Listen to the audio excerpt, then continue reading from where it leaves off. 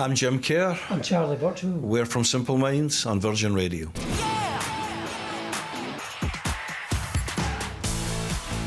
The first record I bought was Ziggy Stardust. The first album was Ziggy Stardust with David Bowie. The first single was Chirpy Chirpy Cheep Cheep, Middle of the Road. Charles?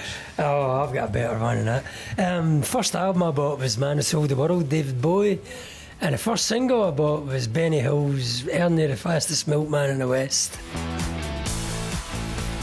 The first gig that we performed was a working man's club in Glasgow. We had just left school, so in fact, we might not even have left school because our band really was a school band.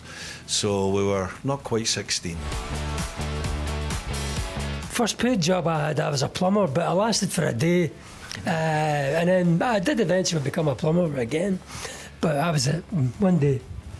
My first job was cleaning the back store of a butcher's shop. I've been a vegetarian most of my life.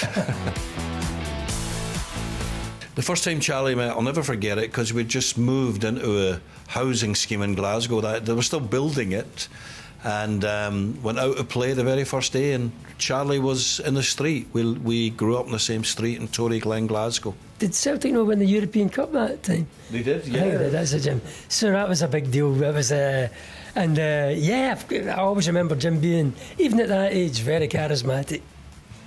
A charismatic 8-year-old. The first concert I was at was Genesis. And Led Zeppelin. Oh yeah, that's a good one. Jimi Hendrix. We had a Jimi Hendrix poster. Alice Cooper was the first poster I put up. For me, I mean, apart from the real kids' Disney films, would have been James Bond. Actually, I think it was Jason and the Argonauts.